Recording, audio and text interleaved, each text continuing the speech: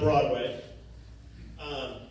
They've been there when it's been the hottest, and they've been there when it's been wet and rainy, and whatever we need. You guys have never went hungry, right? At one of our races, due to them. You've always had enough water, due to them. I mean, I've seen Mr. Labs here go through the aisle of our pit area, handing out water for free, just to make it a more enjoyable race. But what does a race mean, tying into the race for Hy-Vee, and why do you guys do it? I think it's just a good way to give back to the community. And Super Kids, I always tell Ray, how could you not hook your wagon to that? What a great event.